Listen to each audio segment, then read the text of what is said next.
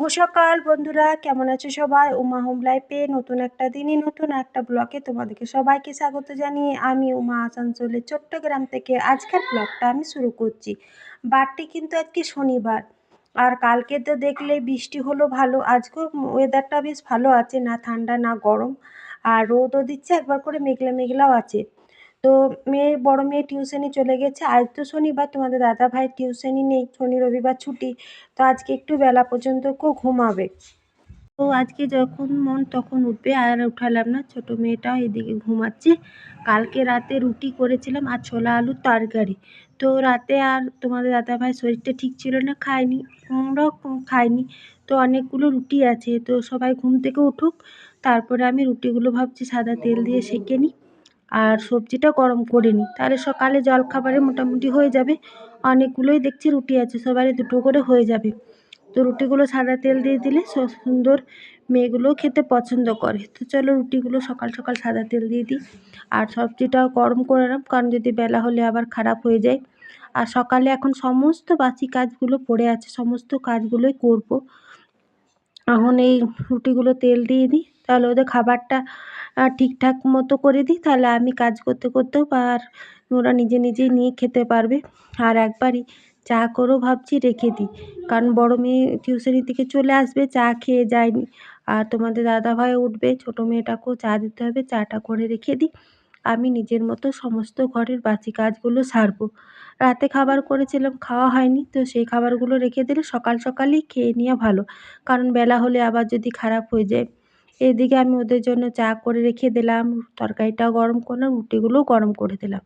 এই ঘরে এখন আমরা 3 মা মেয়েতে শুচ্ছি। তো এই ঘরে শুধু বিছানা বলতে একটা করে বালিশ আর একটা করে চাদর গায়ে নিই। আর বিছানাপত্র তুলে নিলাম, আর বিছানাপত্র তোলা হয়ে গেছে, সমস্ত কাজও করে নিয়েছি, কেচে কুচে নিয়েছি, স্নানও কমপ্লিট করে নিয়েছি। কালকের তো বৃষ্টি হলো, শুকায়নি, সেগুলোও সকাল সকাল মেলে দিয়েছি। আজকেও টুকিটাকি কাচলাম।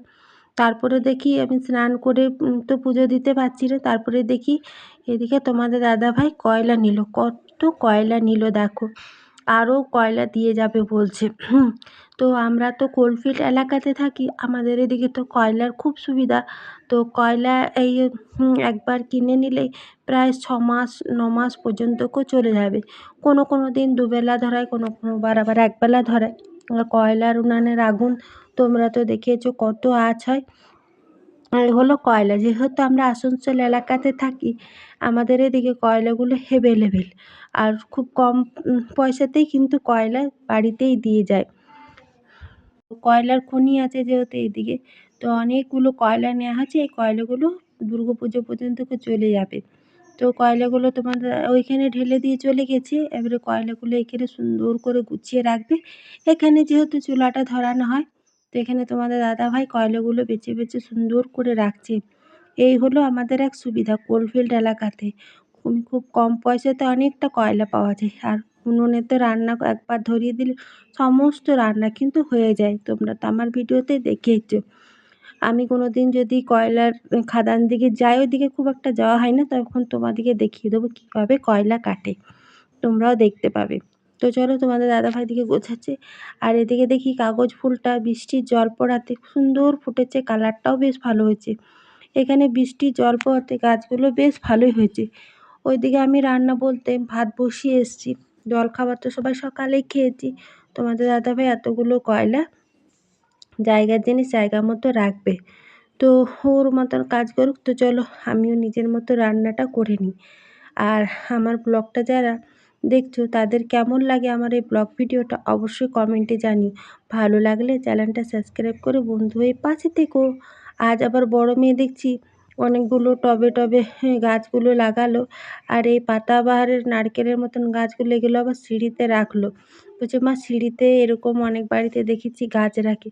আমি বললাম তাদের ঘরদুয়ার হয়তো খুবই সুন্দর, দেখতে ভালো লাগে, আমাদের কি অত ভালো ঘরদুয়ার আছে যে সিঁড়িতে গাছ রাখবি? বলছে না, দেখো ওইখানে একটা রাখলে এখানে। তারপরে আটা, বিস্কুট, দুধ, চানাচুর, চিনি এগুলো শেষ হয়ে গেছিলো, এগুলো তো আনলিমিটেড আনা হয়। আর এদিকে আমার রান্না কমপ্লিট। শনিবার নিরামিষ রান্না করেছি, ভাত, এখানে অরহরের ডাল, আর এখানে আলু পোস্ত আর আমের চাটনি। তোমাদের দাদাভাইয়ের খাওয়া কমপ্লিট হয়ে গেছে, আমরা 3 মা মেয়েতে খাবো।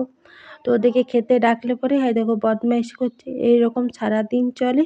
তো চলো ভিডিওটা এখানেই শেষ করছি তাহলে।